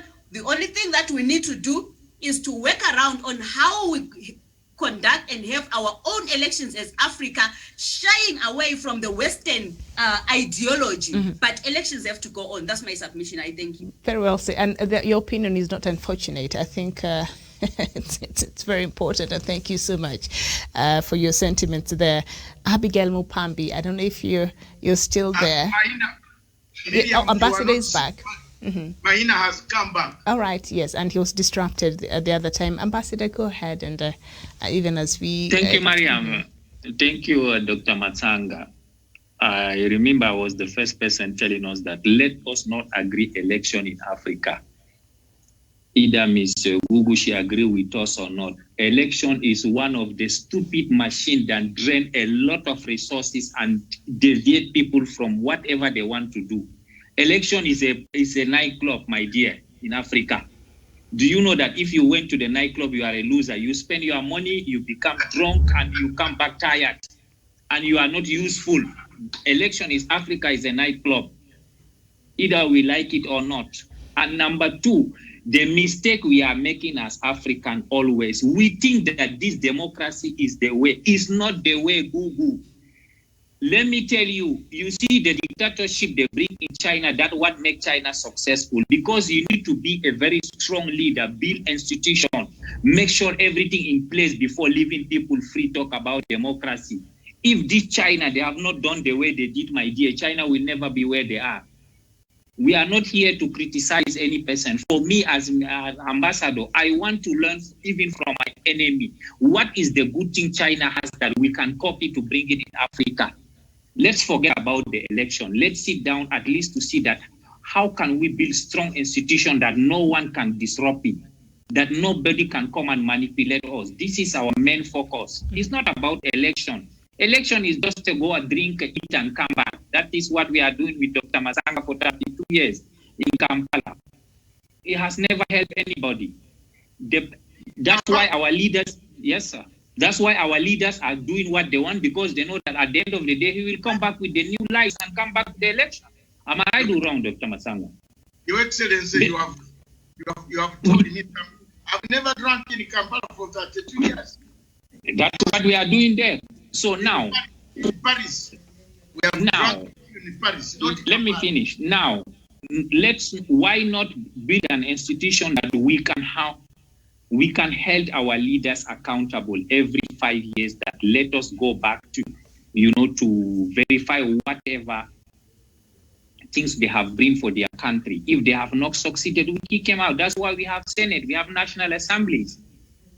We can put them, we can hold our leaders accountable. You can come to give us accountability. That's what happening today in Rwanda. All the leaders are accountable to the House or Senate, and things are working. We need to learn some of those basic things. The change in politics is just wasting our energy. At the end of the day, how many years we have independence? More than 60 years. If this has worked, mean that democracy is not something for us. We can take the example today. In Malaysia, did they have democracy like the one we have in Africa? This Singapore have, this Japan has, this South Korea has. But why? They are one of the most developed countries. Their population are very happy. They are living very well. Mean that without this democracy, there is a way to be happy in our life. Why we cannot go for it? I surrender.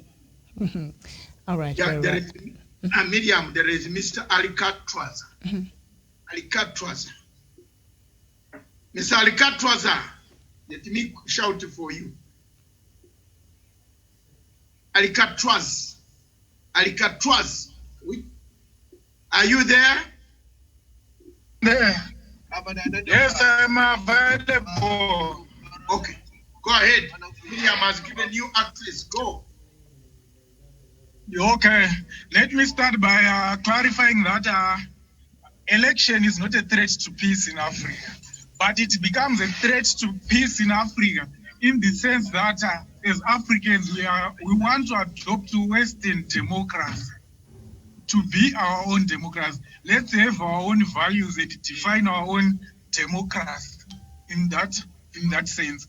For the 90 years, the West colonized us as Zimbabweans. They denied us the same rights which they call democracy, which they enjoyed in their own countries, but they denied us here in Zimbabwe. Now they want to take those rights again as a form of engagement to say have free and fair elections. You'll be surprised why they say if that candidate X didn't win, the elections were rigged. Why did they say so? Something is hidden behind. They want the candidate X to win over Y, to say our elections were free and fair. Why? So they are a threat because we want to take Western democracy into Africa. Let's develop our own values which can clarify the democracy and peace we want in Africa. Western democracy failed us and has caused divisions in Africa. That's my submission. All Thank right. you. Thank you. Thank you very much, Miriam. We have some breaking news coming from Kampala. The leader of opposition in Kampala has asked the Chief Justice of Uganda to recuse. What is the word called? Reaccuse. Recuse himself from the trial. Recuse. Zimbabweans call recuse. Ugandans call recuse. I don't know Kenyan. Miriam, you say? It's reaccuse himself. Yes. Google is called what? I can't hear you. Okay, it's called recuse yourself. Recuse. I think recuse themselves. The Chief Justice of Uganda, another lawyer, because the Chief Justice was the defense lawyer of President Museveni, who is the respondent.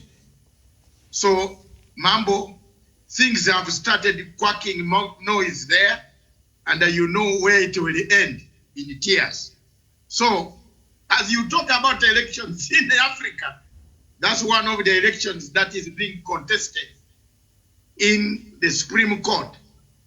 And I don't think the Bob Wine will take it lightly if Justice Winnie Ndolo sits on the bench to oversee an illegality or what he terms as an illegality. So they have asked 3 people to quit the bench and never to step there at all. So that is another problem, a crisis looming slowly. You see the Uganda situation, elections, Kyagulanyi himself, Bob Wine, was put under captivity for 14 days so that he does not file his papers. So do you need an election, Mr. Chabata? Yes, we do need an election. I would want to know from when I ask you, when it comes to that, you sink your chair down. Do you need an election really? 14 days you lock up your opponent not to go and fill his papers. Chaka would have killed him, and Lobengula and Chaka would have killed the opponents. Yes. So this is, in a final analysis, Miriam, we don't have much time. We shall give our guests a minute each to summarize, and we call it a day. And we have done very well. It's a topic that we need 5 hours, and we shall grow. We are trying to grow so that we can have several Africans around in the North Africa, Mali, West Africa, to join us on the panel. Does Africa need election? Is election becoming a crisis against peace? Is it triggering a war? That is our question. Back to you, Miriam, your choice of the person to finalize. I think it is up to you now. We'll start with Mr. Philip Chabata. Chabata? He was just here. much, Doc. Thank you so much, Miriam. And the panelists, you are great people. You just broaden my mind every day that I think we need elections. You come again and tell me we do need elections. But let me say that apart from having elections, if we discard the elections, then we are going back to the times of Chaka and the Lobengula, as the doctor has said, which means that by now the young man Bobby or Bob, I don't know what you call him, his head could have been cut by Lobengula or by Chaka. That's what they used to do. You really don't take it, young man.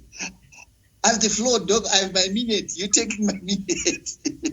So I still insist that it's not. We all need elections, but we need to grow up on the type of people that are getting into elections, as Gugu said, and also the manner that we handle the elections. Like, I don't even understand why Bobby in Uganda would be going to the Supreme Court when he doesn't want the people on the Supreme Court to rule over. And if they rule against him, what is he going? We see another Chamisa replay in Uganda.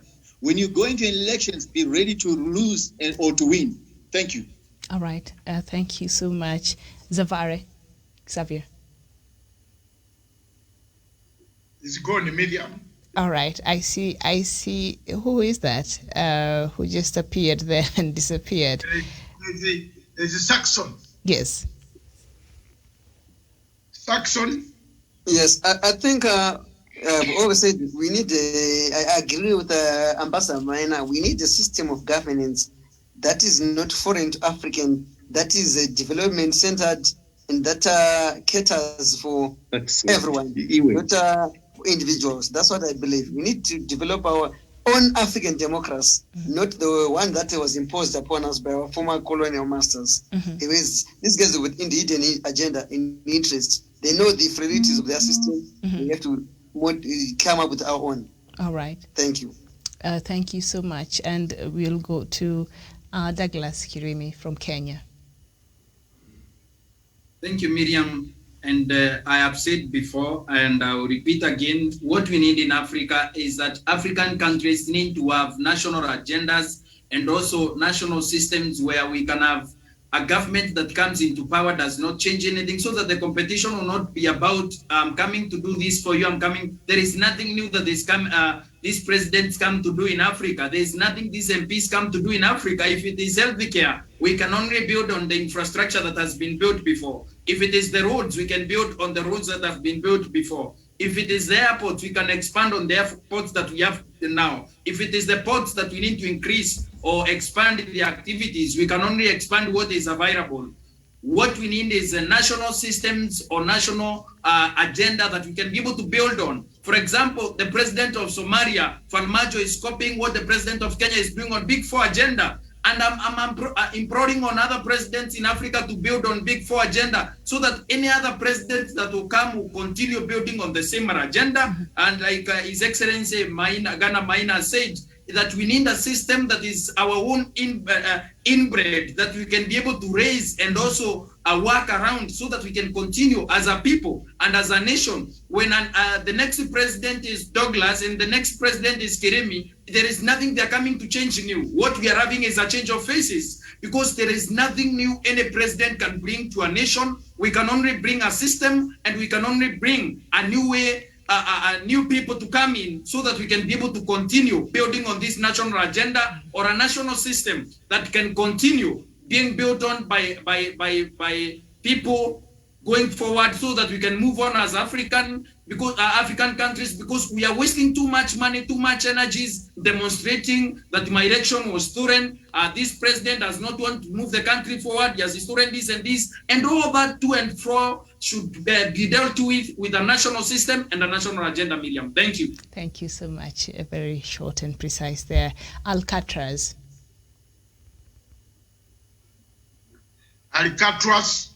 Yes, let me wrap up.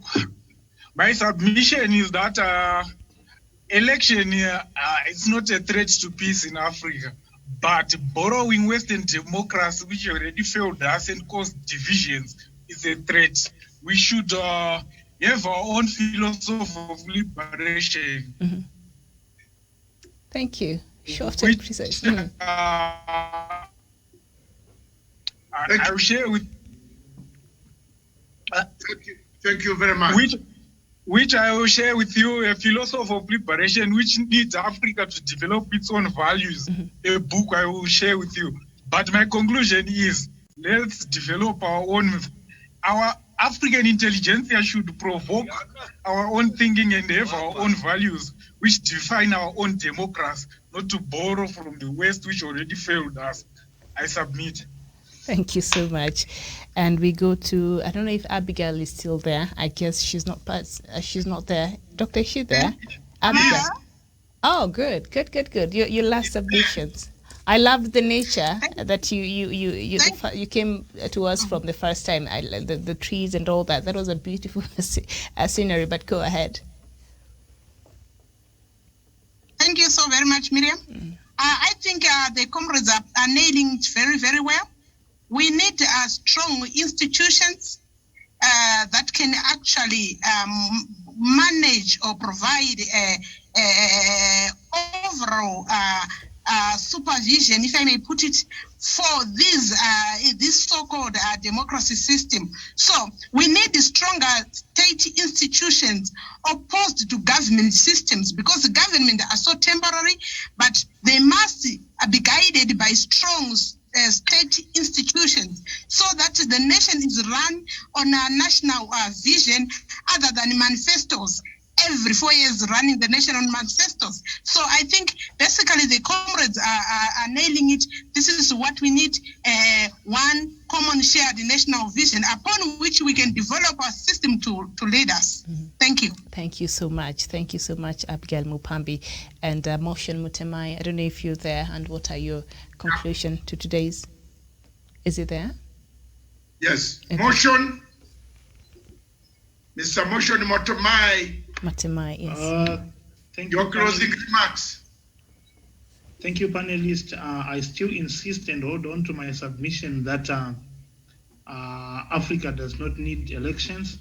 It needs to improvise a system of governance that is an Africanized system of governance, deeply entrenched in the African values, and that will sustain us. These borrowed ideologies will always bring problems to Africa, particularly the electorate who are the victims. I rest my case. Thank you so much. And Dr. is Lovemo. Yeah, Lovemo Chilova. Yeah, go ahead. Yeah. Lovemo. It's a Lovemo Chikova. Yes, I'm in. Go ahead. Your last submission. Okay, thank you very much. I think the issue of elections is very emotive when it comes to Africa, especially when it comes to Zimbabwe, where I come from. You see, in Zimbabwe, I think Mr. Chabata will agree with me. We feel held back by elections. Because if you just want to see at the moment, it's like from 2018 when last had the elections. From then up to now, for the last 3 years, you find out there's not been any very much interest in Zimbabwe, especially after the elections. But just wait and see. As we move towards 2023, you'll see the whole world, their eyes will be on Zimbabwe. And there will be a lot of things being said about Zimbabwe. And soon after elections, we go into the same cycle. Disputes and disagreements. Then it dies down after 1 year or so. Wait for another cycle. So you see, I think what is important in my conclusion is that we need to come up with our own systems. And also we need to look at other systems that have worked in the world. And I think China remains my good example. And it's actually the nearest we have to have our people come out of poverty. You see, just in 1978, China had almost 800 million living in poverty. But within 40 years, almost everyone now, they say by the end of 2020, almost everyone was out of poverty in China. That is the system which is actually nearest to us in order to bring our people out of poverty. We don't need to copy it as it is, but we need to improve on that system. Because we've been with the Western democracy, we've seen what it can do to us, and we've seen that it has not been helpful. But it's very difficult to wake up and say we are now discussing elections. That will be a very difficult thing to achieve. It's already overnight. Thank you very much. Thank you so much. Thank you so much, Mr. Lovemore. Yes, and we go to Google and Kobe.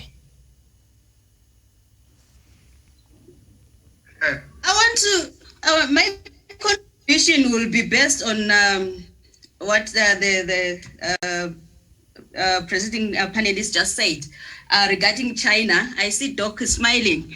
He probably is reading my mind. Okay, my view with the issue of China is that it's about the education system in China. If we have to have our countries exactly like China, we need to revamp our entire education system. We need to move away from the westernized education that teaches our children to cram. Look, when I was at school, I was even beaten up to cram the Pythagoras theorem. I can tell you, Miriam, since I left high school, I have never used the Pythagoras theorem. I don't even know how to wear, and in real life, I have never applied it. Yeah, you are. Because I was taught the westernized education, which is basically useless to me. Now, my country, if you want to be a politician, don't talk like that. We will follow you behind. If you want to be a politician, you want a position, don't talk like that, please. The dog is already grooming me, hey? So if we want our countries to be, like China, take me to school, give me the China education. I'm going to bring out the Africa that you are dreaming of, not teaching me to claim things. Nah. That's my submission. Okay. Ambassador Maina, thank you so much. Don't follow Douglas. Douglas wants to be the governor, but the way he's going, I think we will stop him on the middle on the way. Ambassador, don't be like Douglas. Ambassador, while you thank you so much, Miriam. Yes, your last submission. Thank you for giving me this opportunity. I was the first person, to propose in this panel that democracy is not good for us and election. And my elder brother, Dr. Matsanga, has always agreed. And I want to bring a new proposal that if Punchline will have an opportunity in this year to do a conference that each of us can bring at least people from 3 different countries, we'll have a complete 54 nation that will bring this issue at least for the whole days to have an input. When we get that, at least our voice can be heard either in African Union or UN to tell them that this democracy is not good for us. We don't agree, it's not working. We need to bring a new system for Africa, because the more we come together, the more our voice is heard. Now, as I was saying about this democracy in election, we Africans, we jump it so fast that we miss the basic things. Since I'm living in this Western country, Dr. Matsanga, I never see even in France or UK, in America or any developed country that the head of state or the prime minister, we're talking about road, hospital or building school or changing the curriculum. This thing has been done more than 200 years. They are here to improve the life, the laws of their countries. Now we Africans, our president is supposed to be busy now to fix the road, bridges, to go and build hospitals. Of course, so we don't need, Dr. Matsanga, you agree with me? In my country, in Chad, I am less than 25 miles from the capital, but we don't have power there. So if you are talking to me about democracy, see Joe Biden, I am wasting my energy.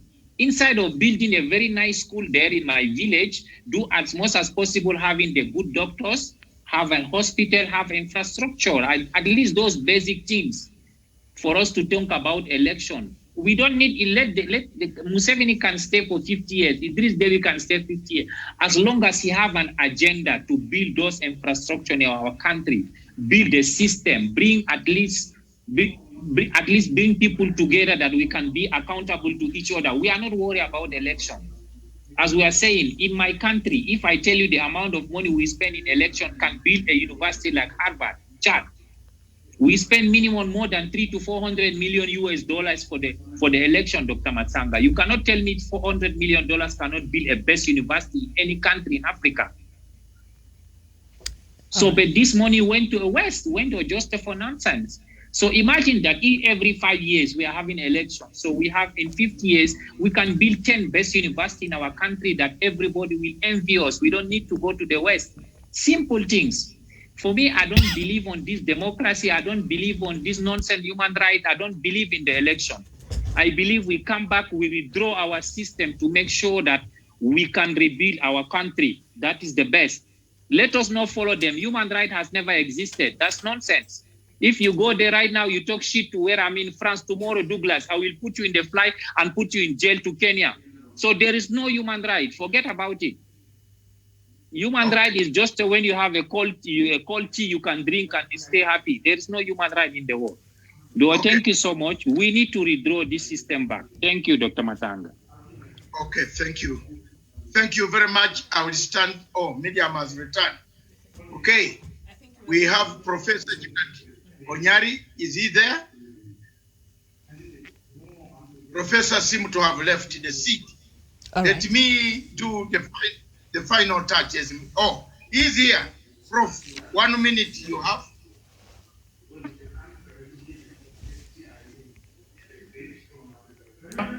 Professor, you have 1 minute.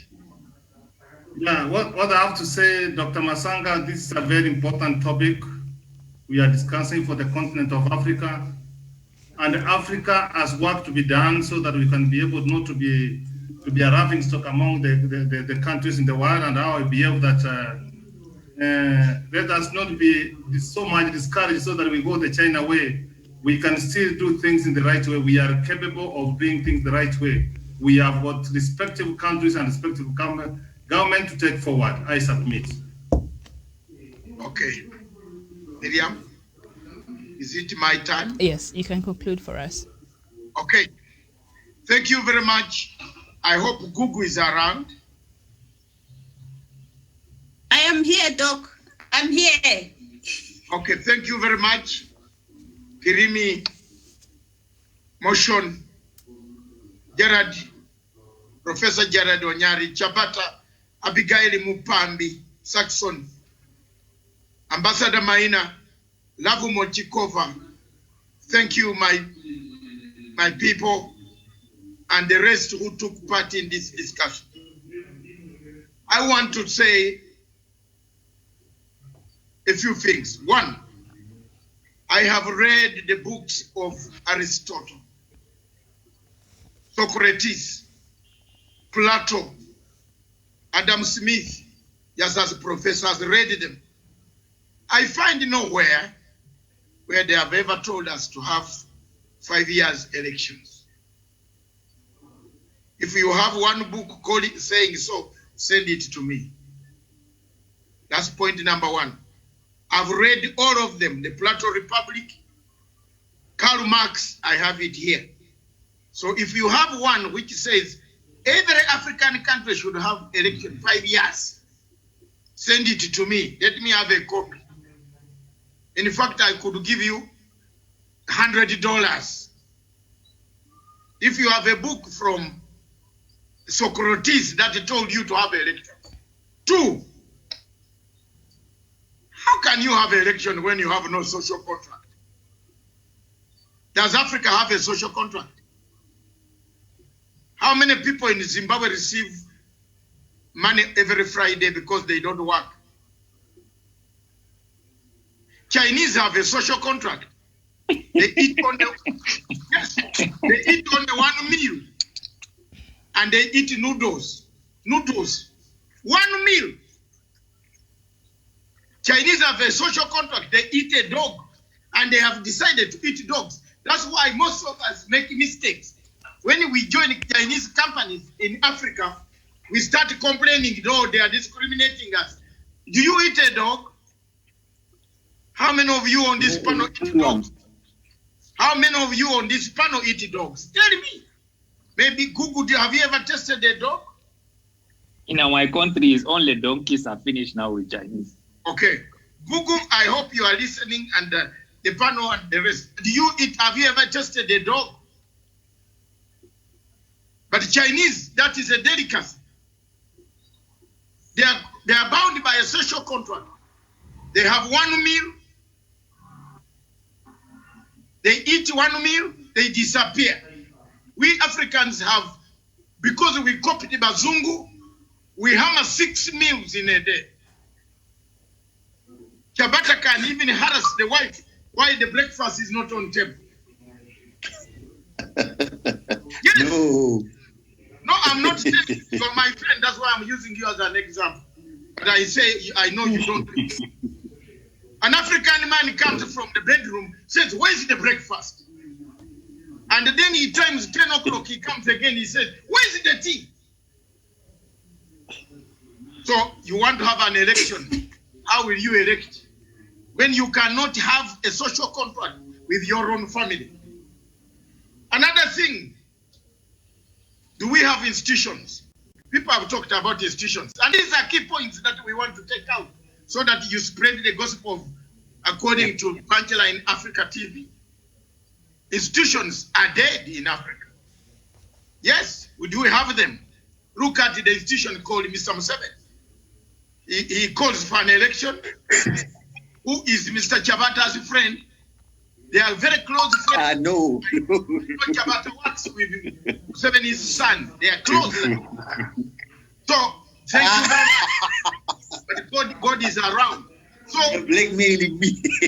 No, but you are a great friend of when in Kampala the other time. You went when the president went there. So, No, I didn't. Yes. I've never been to Uganda. Oh, you better go.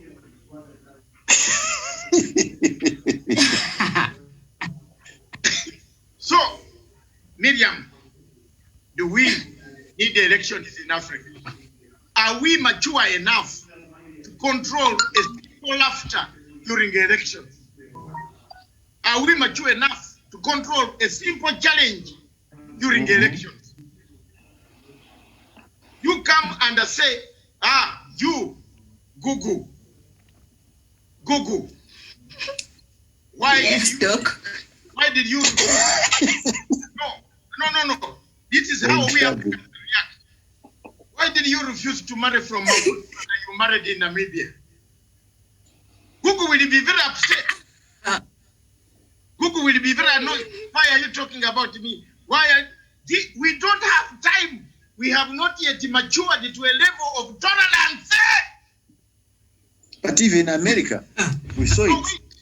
America are violent people. You didn't know. Yes, that's true. Very violent. That's true. There is no country called America. There is a violent country called a foreign policy of CIA is to kill. CIA kills. CIA does not laugh with you like a Chabata, you are laughing with me. They kill. There is no American foreign policy. You saw Obama was a very good man.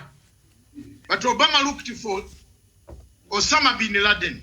You remember when Osama bin Laden was killed, what did Obama do? Like this, we did it. A man who was not violent. There's no America. You will tell another professor and doctor who has studied political science who can agree with you that there is a country called America. No! There's a violent country called America. America will never forgive you. They look for you, they will kill you. They will find you, they will punish you. Even if Mugabe has gone, America will punish Zimbabwe. They want to. Chabata, if you didn't know, you can ask yourself, Mugabe has gone, the sanctions should have been lifted. Have they lifted them? No, they want our land. Now they have gone further. After Mugabe's departure, they want another one who was to go away first. If this one goes away, if they want the wife They will look for the daughter. They will look for the son. So, my friend, if you have not studied international relations, zip. I've told you on this show that if my daughter or son comes and tells me he has got a degree in international relations, I ban it.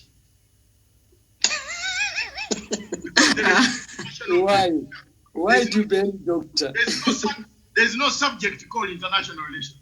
There is international conspiracy. If they want to, why are you in Zimbabwe? No, why is somebody in Washington? Doctor, don't coach Google like this. She need a political position. We need to give Google political position, doctor. I am submitting, Mr. Gaina. They have given me a few minutes. They are about to go. Let me submit like this. In America, there is nothing called democracy. There is something called institutions. It is the Pentagon that rules America, not election. I want to teach you something today. It is the Pentagon. Once the Pentagon says, leave Trump, don't indict him. That's it. They will not indict you. If they say they look for Chabata, they will get you. Even if it takes 20 years. They will send some CIA man dressed in a small suit, but on the last day when he's going to assassinate you, he comes with gadgets that you can't expect. This was the beggar on the streets of Johannesburg. Remember where I'm coming from, Doc? Yes. So, does Africa need elections? Are we mature enough to tolerate even your wife was slap? Your wife can slap you for love, in love. Your boyfriend can slap you in love. But see what you do, you get after that slap. Isn't it a gun? If it is in the house. It's a gun, or a panga, or a machete, or a knife. So until we remove those smaller things, let's not have it. Let's go to our original founding fathers of this nation called Lubengula, Shaka de Zulu, Kabaka Mutesa, Kabule Geya, Oyo Empire, Ashanti Empire, Benini Empire, the Tutsi dynasty. Was there no law and order? There was. The Hehe, the Majimaji. Was there no law and order? There was. Was there no trade? There was. If there was no trade, why did the Portuguese come to Maputo? If there was no trade, why did the Rhodesians come to Zimbabwe? Tell me, why did the Rhodesians walk all the way from the Cape Town to Zimbabwe to look for what? If we were not organized, who tells you we are not organized? Tell me, who tells you we are not organized? We were. Only that we have killed ourselves. We have started being corrupt. That's why there is democracy in China. China has a democracy of 6 bullets. If you steal 6,000, you get 6 bullets of copper. You will not steal again. Nobody will steal in China. Even if you leave money on the train, they will call police for the train, police to take the money. But nobody will touch it because the consequences of your touching that parcel on a train are 6 bullets. It has worked as a deterrent. Do we have a deterrent in Africa? Everywhere in the world, there is COVID money has been eaten. Even in Britain here, where we are. The Minister of Health hammered the money in a contract. Did you know that? Britain, Mr. Canning, he made a contract and added money in Britain. So don't call us that Africa has corruption. In Google, I know you want to go. Have a good time. Thank you very much, my sister.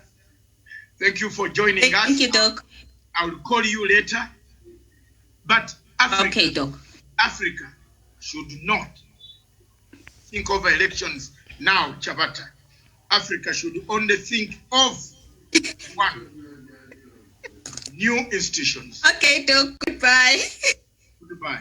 I submit therefore, Miriam, the rest of the remaining panel, Maina, Professor Jared Motion Matamai, and Alavumo Chikova, that our continent is in a transition.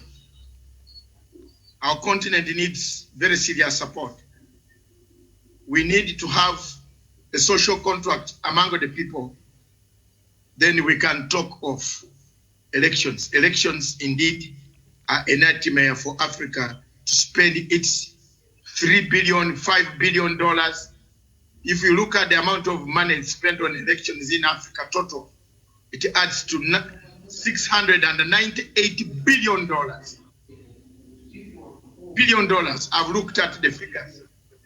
698, all countries in Africa holding only election could end up fighting. Therefore, I submit election is a trigger against peace in Africa. Thank you, Doctor. That's wonderful. All right. Thank you. Thank you very much, Miriam. Back to you. All right. Thank you to all our panelists today. We appreciate your time, and thank you for your contribution, and thank you for our viewers. I'll see you later. Bye-bye for now.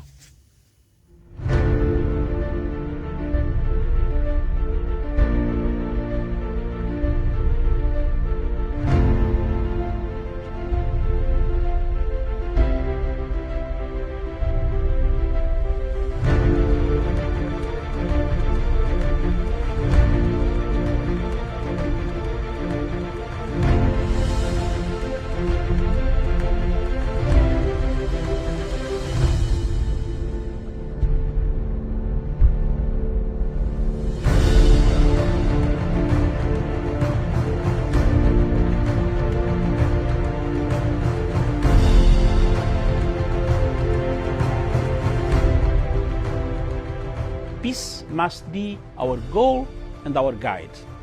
And all that we strive for as a human family, dignity and hope, progress and prosperity, depends on peace. But peace depends on us.